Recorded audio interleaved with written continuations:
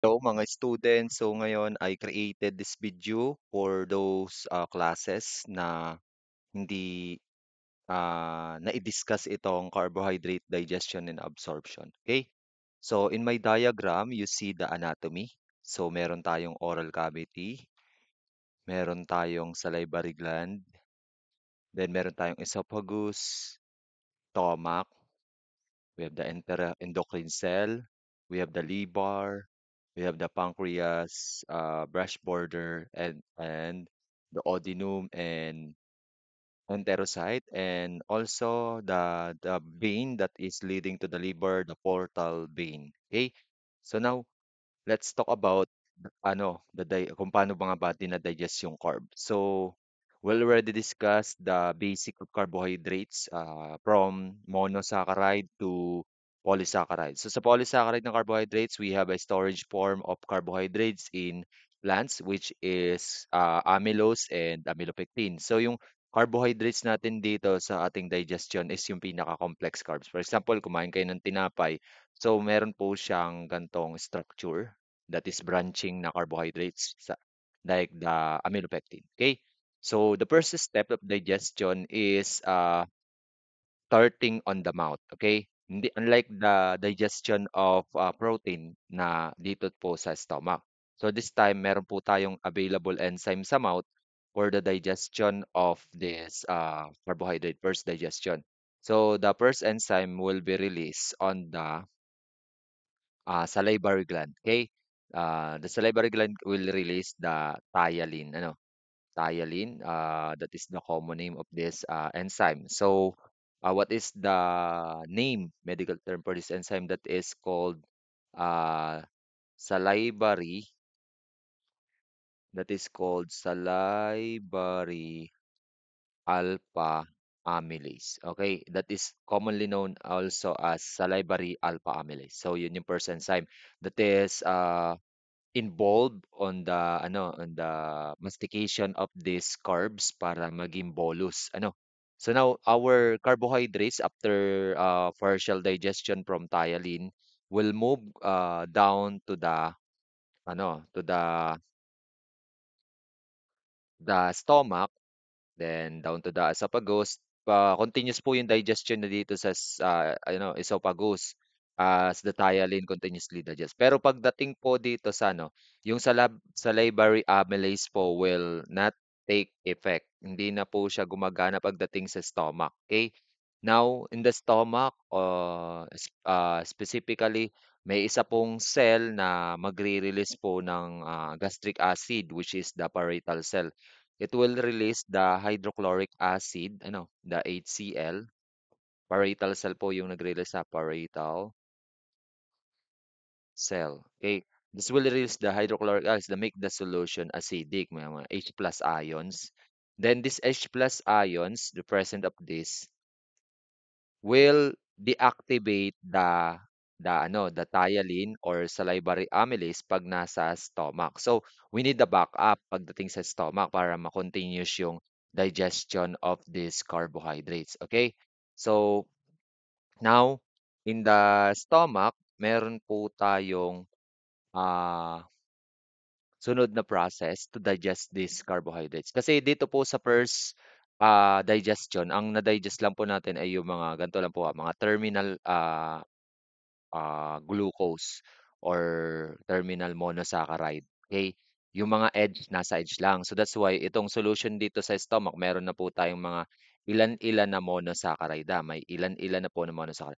I represent only my drawing of the sugar monomers as circle na lang. Parang parang amino acid. Okay? Para to simplify something. So meron na po tayong ibang, kasi yung mga edge po na digest. Now, dito po presence of this thing, the hydrochloric acid, the partially digested mga monosaccharide na ilan-ilan because nakopya siya dito sa pinaka-macromolecule natin.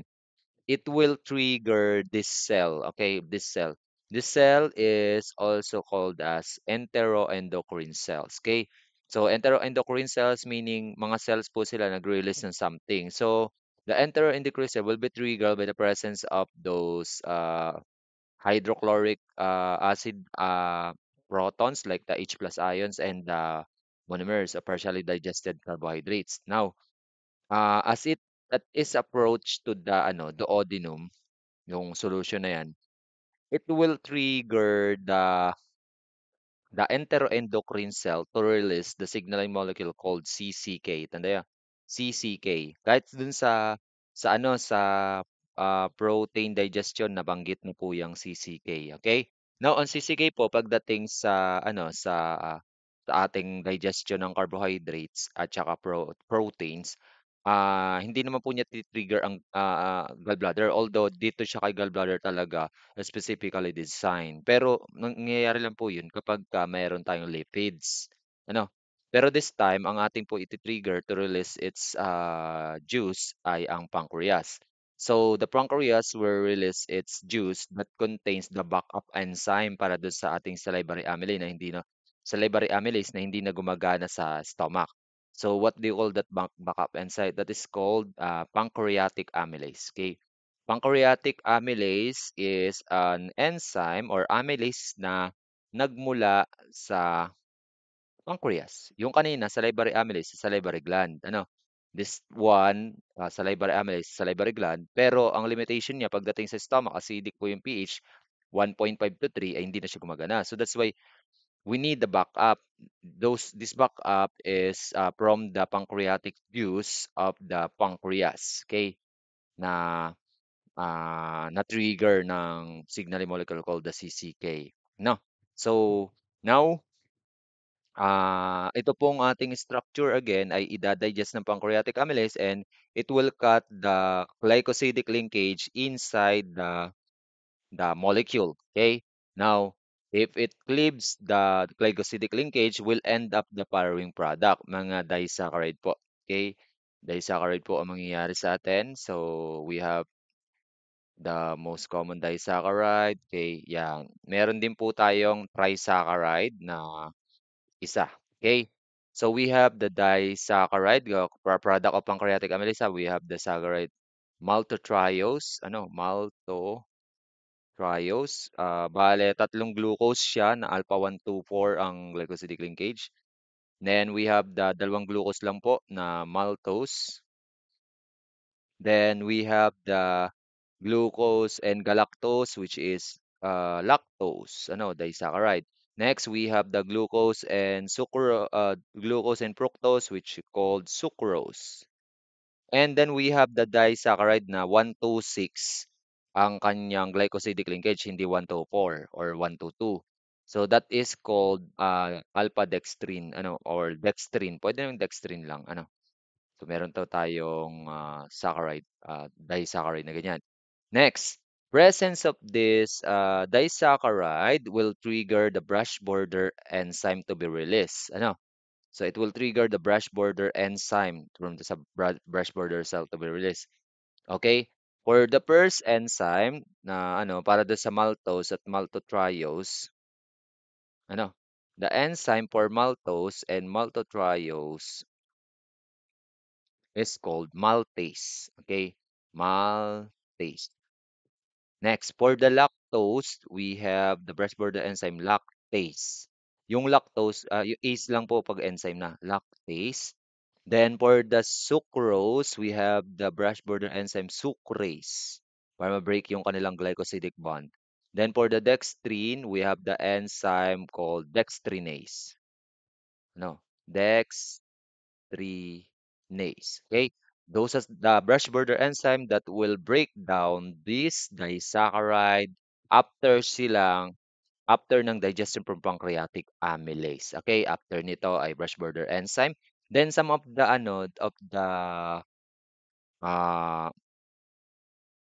some of the sugar molecules will come into poop, pero most of them would be absorbed. So now, ang atin pong magiging final product after ng digestion from the brush border enzyme, we have the glucose and galactose, and we have the fructose. Okay, let me so this is glucose, yung isa, then we have galactose, and we have fructose, FRU. Now, in order for them to pass through this transporter, we have to have a concentration gradient, dito sa isang transporter. Kasi yung galactose at saka fructose, we have the SGLT or glucose, sodium glucose transporter. For glucose and galactose. For fructose, we have the GLUT2. No, that's not GLUT2 pala. We have GLUT5. Okay, GLUT5. So this one is GLUT5.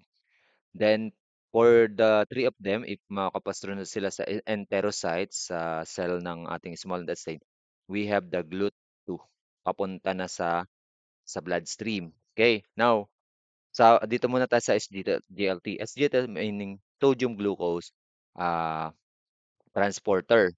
So, paano po gagana itong sodium glucose transporter na ito? Kailangan natin mag-create ng concentration gradient ng sodium. So, meron po tayong sodium potassium pump dito. Ito pong represented by this kulay red.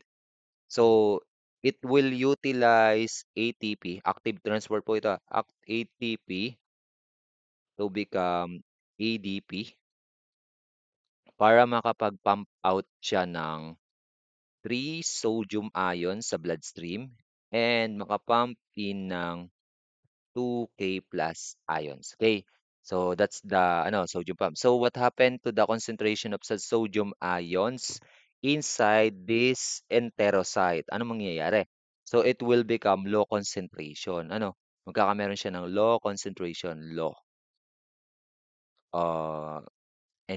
Okay. Now, sa kinakain natin, syempre may mga kasama naman siguro mga sodium ions sa mga kinakain natin, lalo na sa mga food product nating kinakain. Kahit pa yun ay mga tinapay or ano. So, yung sodium ions dito sa GIT or sa gastrointestinal tract will come into the sa GI tract will pass through to the SGLT because high po yung concentration dito sa loob ng ating gastrointestinal and low dito sa cell. So the concentration gradient will move from high concentration area to low concentration area. So that's why if pagdaan po ng mga sodium ions pupunta dito sa loob, it will also pump in glucose and galactose. Tandaan nyo, ang dumadaan sa SGLT ay glucose at saka galactose. Okay, sa SGLT ha. Hindi, glucose galactose papasok SGLT through the sodium gradient. Okay?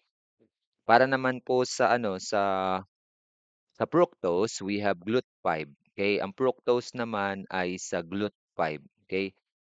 Fructose will pass through the GLUT5. So, ang ating pong tatlong monosaccharide na nasa loob na ng enterocyte, we have the fructose, we have the glucose, the galactose, and the fructose. Okay?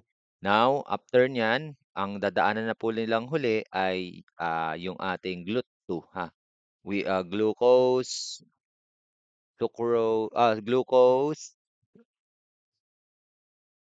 okay, galactose, and fructose will pass through GLUT2 or glucose transporter number 2, then leading to the bloodstream. So, ganun po dinadigest at ina-absorb lang po yung ating mga carbohydrates. So, leading for the bloodstream, meron na tayong glucose, meron na tayong galactose, at meron na tayong fructose. Okay. Now, burahin ko lang itong sodium ions dito. Okay. The fructose and galactose will move towards the liver. Okay. Liver. And some of the glucose also will move to the liver. Ha, tanda pupunta sila sa liver. Sa liver, yung galactose at fructose ay will be converted again to glucose for your energy. And fructose also magiging rin siya, uric acid. Pero pagdating yun sa glucose, pagpunta sa liver, it is meant for storage. So, ginagawa siyang glycogen. Okay?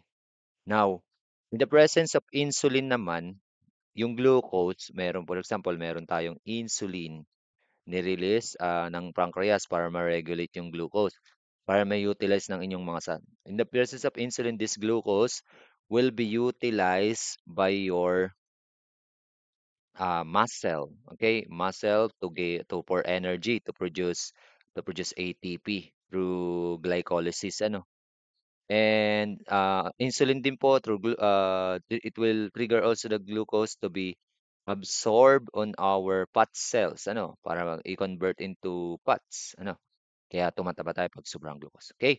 So that's all for this recorded lecture of carbohydrate digestion and absorption. Okay? God bless sa inyong final examination. Thank you and God bless again.